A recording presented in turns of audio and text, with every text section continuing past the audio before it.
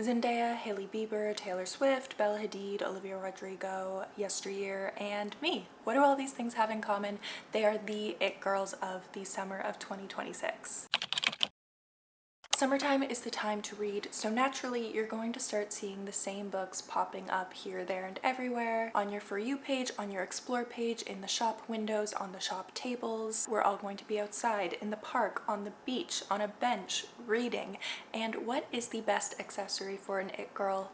A book. And it's even better if that book itself is an it girl, because then it's like it girl to the power of 2, it girl squared. So I am here today to give you your guide to the it girl reads of the summer of 2026. I am going to be offering predictions, hopes, hints, warnings for how you can choose to indulge in the it girl reads this summer. So this video is going to be divided into 4 parts. First, we have the bona fide it girls. These are the books that have already made their mark on the culture. Like any good it girl, they knew they had to get ahead of the game, get in there early, and they've already set the tone and defined the mood for this season. And they have maximized their influence on us all. They're the trendsetters. They are determining what direction literature is going for the season. These are the books you probably already heard of, you've probably seen all over everyone's For You page. I have read some of them, I have not read some of them, but in this section I'm going to be offering my thoughts on these books, what I hoped from the ones that I haven't read, and what I thought of and will critique about the ones that I have read. Next, we have the books that I predict are going to be the it girls. These are the ones that are on the precipice of something. They're bubbling under. They're not quite there yet, but they're making some waves. They're maybe not waves, but ripples. I've started to see these books appear repeatedly in magazines and articles. I've started to hear a little whisper about them, but they haven't fully exploded yet. So the books in section 2 will be the books that are on the verge of being an it girl. The third section of this video will be where the hateration begins and ends, and it will be pretty quick.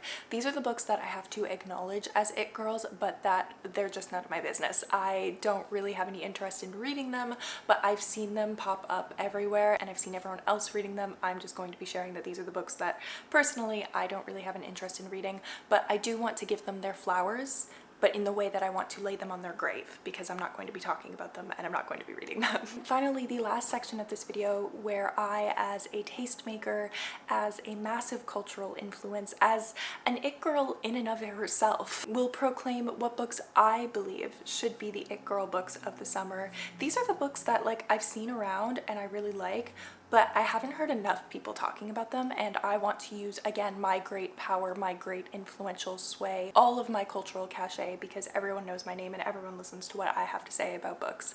I'm going to use all of that for good, and I'm going to deem these as worthy of being the it girls. So that's going to be the overall structure of this video. Now, without further ado, let's just get into it. Let's dive right in.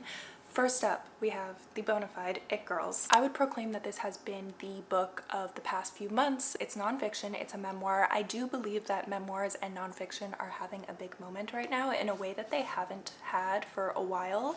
But the book that I'm talking about is Famesick by Lena Dunham. A voice of a generation indeed. Lena Dunham has burst back onto the scene after I feel like a bit of a break from the public eye, and her memoir has just taken the world by a storm. I have seen it everywhere. In this work, she explores her rise to fame amidst her struggles with her health, and in exploring all that, she really unpacks her relationship to celebrity, her relationship with celebrity producer Jack Antonoff, and it's really all about navigating the heartache of pursuing a creative endeavor, being successful in that endeavor, but then having the context in which you must create be the thing that is so bad for your health, and that context being Hollywood and show business. I think what really makes this book an it girl is that it really started a Lena Dunham renaissance. I had not heard much about Lena Dunham in the past few years. This book really upped her cultural cachet because it really made everyone care about her, which is what a memoir is supposed to do.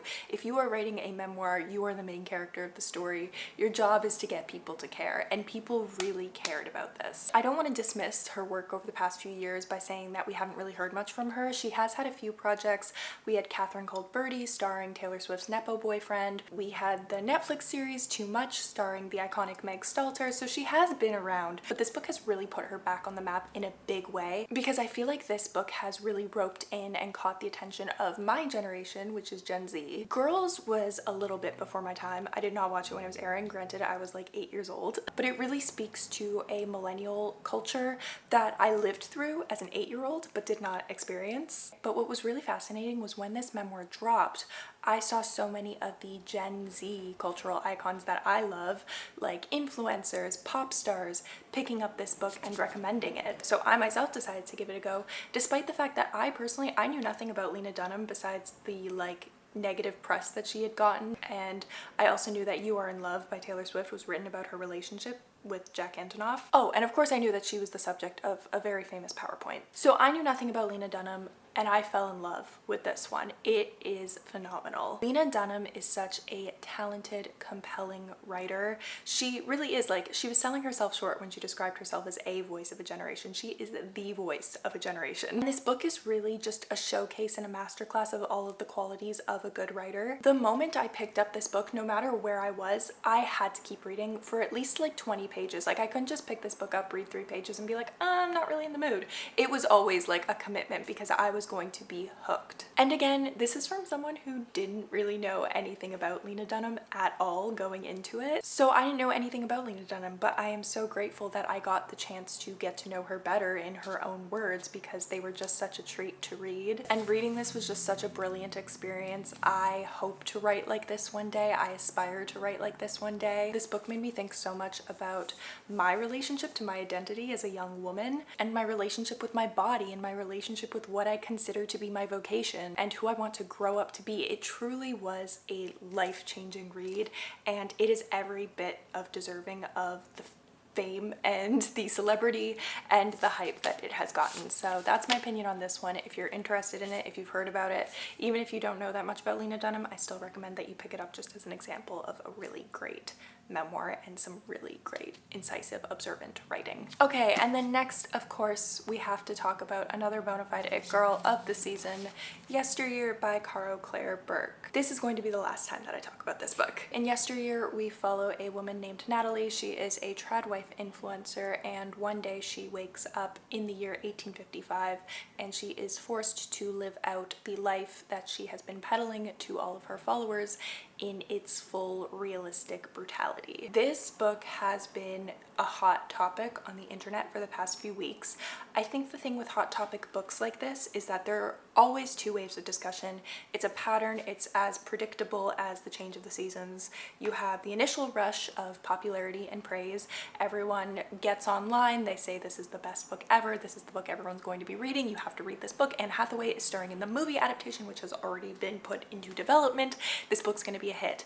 And then it is a hit. More people start reading it, and what happens is then you get the second wave of discussion, which is the criticism, the people who say this book isn't as good as the people who hyped it up to be, and it's not deserving of its praise. And then there's the aggressiveness of questioning the accounts that are promoting this book, and it all goes round and round on the merry-go-round, as Casey Musgraves would say, and we're there. So because this book is so popular, I've talked about it at length in several of my videos, despite the fact that personally, I just found it kind of meh. I don't hate it, I don't love it. I think a big part of it is because of, like I mentioned, these patterns of discussion online. I had such high hopes for this book and it just let me down a little bit. My main criticism is that it sets out to approach a lot of very important, topical, dense subject matter, and I will give it that it doesn't leave a stone unturned. There is a wide breadth of topics that are covered in this book, all pertaining to gender relations and misogyny and the trad wife influencer sphere. It really explores quite a few different talking points. My main criticism of that is that it really just feels like it grazes the surface of all of those issues. It doesn't really sink its teeth into any particular issue at hand, and I think if you're writing a book like this with such a topical subject of cultural criticism, you have to dive in, you have to go full throttle. But instead it just feels like a book that relies a lot on good marketing and a trendy topic of discourse, and the story itself I feel lacks a little bit of depth. So she's an it girl. but she's not my girl, unfortunately, because I had really high hopes for this one. Those are the two that I've read. Now I have two books that I haven't read yet, but I've still been seeing everywhere, and I feel they are the it girls. The next one is, again, another memoir, and it is one that I have picked up, and it is Strangers by Belle Burden. I had no clue who Belle Burden was. I believe she was the wife of a very rich man. But I tend to not explore too much the world of very rich men because I find them to, generally speaking, be off-putting. But we're having a summer of memoirs, of nonfiction, of life, and that seems a little terrifying. But I'm loving it because I've been meaning to get into memoirs forever, so this is the final push, is all the social pressure and all the FOMO that I have from missing out on these memoirs. I also don't know if it's a sign that I'm getting older. I am approaching my 24th birthday, so that frontal lobe, she's developing, and I don't know if the signs of that are showing in the way I'm not gravitating towards reading stories about vampires anymore. I'm gravitating towards reading stories about the very real collapse of a marriage. I don't know, but this memoir essentially follows her in the wake of her husband walking out on their marriage in the 2020 pandemic. And it's about her reflecting on her life and thinking about the relationships between men and women and how women are expected to react in the face of such bold betrayal from men. This one interested me because it's one that I've seen beyond the sphere of Bookstagram and book talk. I have predominantly seen it touted by lifestyle influencers, which fascinates me. I've seen people that I don't typically associate with like bookish accounts saying that they sat down, read this one in one sitting, and I have been loving the memoirs recently. Like, I do love reading real stories, so I am very excited to dive right into this one. Okay, and the next it girl that I have to say is a bona fide it girl. She's been around for a while. She's a bit of a latent it girl. Like, she's had a slow come up, kind of like Sabrina Carpenter of this bunch of books. She's been around forever. She has been iconic forever. I don't know, I haven't read it, but I'm assuming. And this book was a nominee for the Goodreads Choice Award in 2025, so definitely has gotten some flowers, but she's getting a whole bouquet right now. And you know, I really only first saw this book when it was nominated for a Goodreads Choice Award. I don't believe it won or really came that close to winning, but recently I've seen it everywhere, all over everyone's Bookstagram, on the front tables at the bookstore, and I'm interested about this one. It's The Correspondent by Virginia Evans. This is an epistolary novel about an older woman who writes letters to everyone in her life, to Joan Didion. She's covering all the bases. But then she receives a letter from someone in her past, and it really forces her to confront all of the choices she has made, the twists her life has taken her on, and it sounds like a really compelling story about life told from the perspective of someone towards the end of it. I'm gonna be totally honest, the jury is out on whether I will actually be reading this one this summer. I'm just not a huge fan of epistolary novels. I mean, I feel like I could take it or leave it. There are just so many books I have to read, and I am just so much more of a fan of a narrative than I am of letters. Like, don't get me wrong, I think epistolary novels are a really fascinating idea, but I just never connect with the story as much. When it's told in this way and it relies on a character's performance of themselves through the things that they are saying and writing and expressing, this is why I could never connect with Daisy Jones and the Six, and I so preferred The Seven Husbands of Evelyn Hugo, even though I think that's kind of similar. It's her telling her story to an interviewer, so it is like a performance of herself, but I don't know, it just feels more narrative based. There's more interiority going on there, even though I can acknowledge that it's a really cool idea and it offers something completely different to a traditional narrative. I just don't like it. Like, it's just not for me. But that being said, this one's not completely off the table. I can see me reading this one in like August. Like, I am having some premonitions of that, so we'll get back to you. Next, we have the books that are bubbling under. These are ones that either haven't been released yet, or they've just come out and they're starting to get some hype, they're starting to gain some traction, but they're just not quite there yet, but I predict that they will become the it girls. First up, we have a book that I feel like is just almost there. It's like about to become an it girl. It might already be an it girl by the time this video comes out, and that is Phoebe Berman's Gonna Lose It by Brooke Averick. In this one, we follow a 29-year-old hopeless romantic who is about to turn 30 and she is still a virgin. So she sets herself a goal, she makes a plan, she's on a mission, but suddenly it's like someone put the kettle on because there is just so much tea. Her love life really rapidly picks up. She has not one, not two, but three options to pick from, and it's all about her navigating these changes, navigating her identity. What I really like about this one is that it seems to explore coming of age at a later stage in life, which I really love, because I am a firm believer in that we don't necessarily have just one coming of age when we're like 15, 16, 17, 18. There's so much that goes on in life. There are so many environmental factors. Something can happen to you that completely changes your perspective on life, your perspective on who you are, and your personality and your perception of yourself. So you can always wake up and start over and become someone new and have a coming of age. It's really exciting to be, you know, a new person every few years, but you also do have to figure out how to navigate the world as the new person that you are. So I really like that this book seems to endeavor to explore that feeling of breaking out of your shell from the perspective of someone who's not a teenager, but from someone who's in their adult life, because you can always grow, you can always break out of your shell, and you can always have another coming of age. Life's not over when you turn 20. That's like a myth. I have heard really good, incredible things about this one. It sounds super cute. I've seen lots of cute posts about it. I'm dying to read this. It's gonna be one of my next reads, so I am so excited. Okay, the next book that I think is going to be a hit is Girls Girl by Sonia Feldman. In this one, we follow a 15-year-old girl whose whole world is wrapped up in her relationship with her two best friends, but the familiar and steady dynamic between them all gets shattered when there is a surprise kiss, and it leads the three girls to explore questions of longing, of desire, of betrayal, and it's told as a retrospective as Nina is looking back on this summer of her life that changed everything. This is going to be the perfect summer read. I have seen a little bit of it. I haven't seen a lot, but I think we're going to be seeing a lot more of it. I don't know if it's necessarily going to be the biggest hit of the summer. I definitely don't see it becoming like a yesteryear, but I sense it's going to find its footing amongst the more esoteric, niche, indie literary fiction scene. So if you're looking for a book that's going to hit within that sphere, Girls Girl is your girl. Next we have The Shampoo Effect by Jenny Jackson. This is going to be the beach read of the summer. It's going to be in airports. It's going to be marketed as the book to take with you to the East Coast. Summer I Turned Pretty beach house. In this book we follow Caroline, who rocks up to a beach town in Massachusetts. She insinuates herself into a friend group that is led by this man who she finds irresistible, and they're all partying together, they're living it up, but then this man gets his ex-girlfriend pregnant, and Caroline is cast out and rejected by the group. Well, Caroline has a vindictive streak, so she decides to make decisions that will expose them all and expose all their secrets.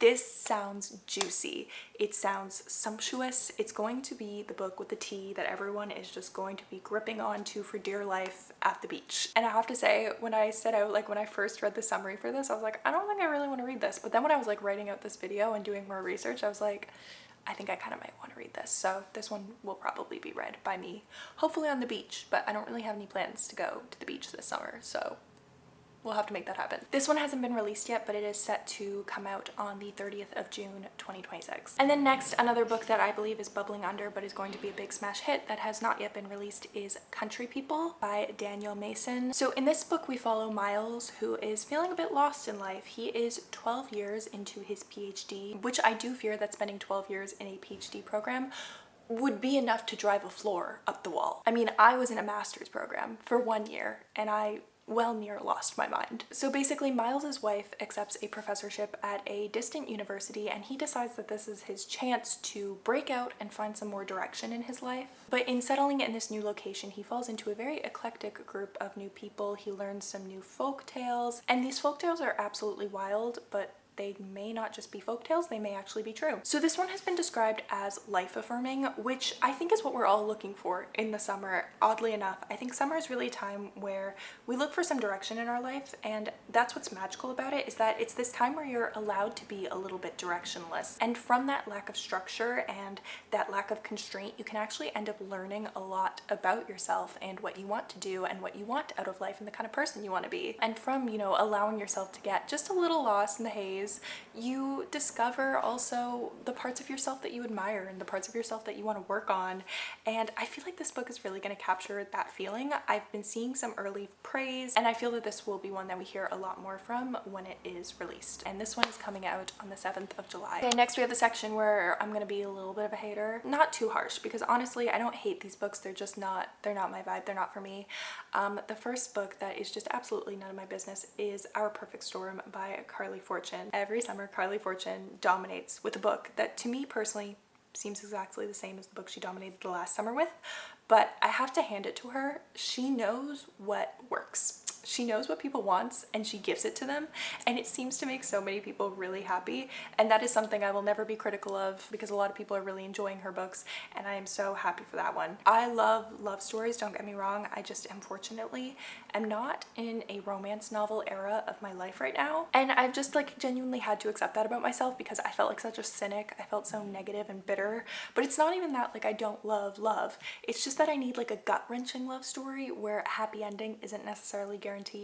And romance, the joy of romance is that there is a happy ending and that you know there's going to be a happy ending, but it's seeing how they get there, and I love that sometimes, but it's just not what I'm feeling right now. I'm just in a different season. I have read one Carly Fortune book, and it was the one that takes place partially in Toronto. I have to say, as a Canadian, it is really fun to read her books because all of her books are set in various locations in Canada, and I feel like a lot of love stories that get hyped up always take place in like New York or London or Paris, and it's really cool to see your home transformed into the setting of romance. And it's not just like the setting. I think these places are so integral to the relationships between the characters. I actually remember when I was reading the Carly Fortune book that I did read in summer of 2024, I was listening on audio, and I would go for walks around Toronto and like listen to the book and listen to the characters walking around the very same city, and it genuinely was like, even though I didn't love the book, it genuinely was like one of my favorite experiences that summer. Like I still remember it. I'll probably remember it for the rest of my life. Like it was fun. So it was a really cool experience, and I really do commend Carly Fortune for giving the people what they want. I think she is a great romance author. I'm just personally not really in the romance mood. Both of these books I have to say are books that I'm just not really vibing with the genre of,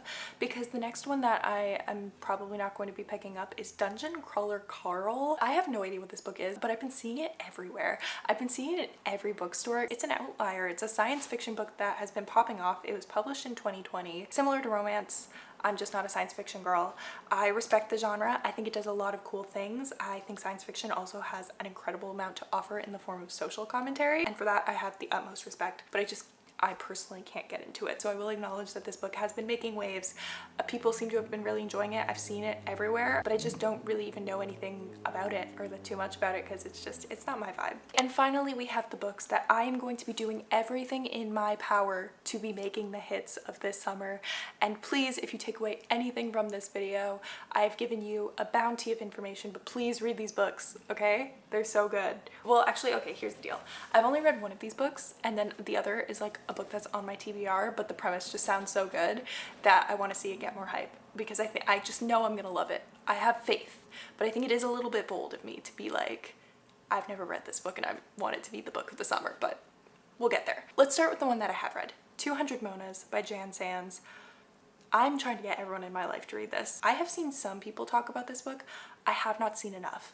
This book is just, it's a good time. It is perfectly paced. It takes place over the course of a single day. That day contains so much, not just in the way of events, but in the way of character development, the blossoming relationship, the revelations. It just holds so much. In this book, we follow a girl named Arvi who, in the wake of the death of her mother, is going through her mom's things, and she finds a bag of what she assumes to be 200 hits of Molly, but then the drug dealers show up on her doorstep. They have come to collect, and they inform her that that is actually not Molly. It's a rare experimental pharmaceutical drug called Mona, and this drug produces intense, amazing orgasms, and they basically want their money for the drug that they have fronted to her mother. So they say, you have 36 hours, sell all these, get us the money, or else we'll kill you.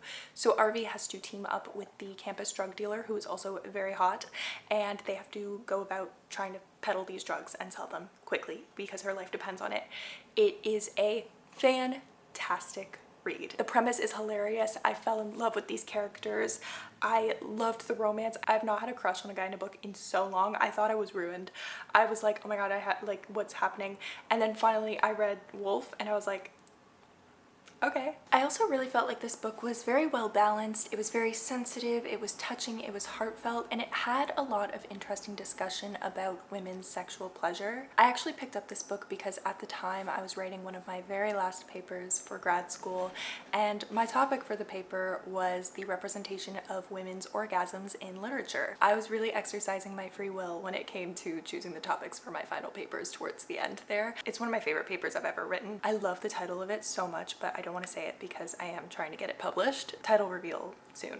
if it gets published. If it doesn't get published, I'll just tell you. But this book came across my desk when I was writing that paper, so this subject was top of mind, and it just was perfect timing because I had so much fun reading it. I think more people should be reading it. I think it's such a fun summer read, but again, it is perfectly balanced. It has that emotional heart to it. It talks a lot about grief, about our relationships, but it's also just a fun time, and it doesn't take itself too seriously, and I think it's great. I love it so much. And the next book that I am declaring as an it girl, full transparency, I haven't read this book yet. I am going just based on the vibes. But that book is Almost Life by Kieran Millwood Hargrave. So in this book we follow a girl named Erica who is 18. She's about to begin university and she's spending her summer abroad when she meets Laure on the steps of Sacré-Cœur in Paris in 1978. She's a PhD student who is sleeping with a married woman, but the second that these two meet, it's like the second track off of Speak Now, sparks fly. And it's undeniable, but their relationship becomes so much more than just a summer fling. It becomes one of the most important relationships for both of them that is life-defining, and this book really sets out to explore how opening up your heart to someone, choosing to fall in love and embrace such a powerful relationship also involves taking the massive risk of being shattered, of being hurt. So like I mentioned, I haven't read this book yet. I'm writing for it based solely off vibes. I love Paris. I'm a Paris girl.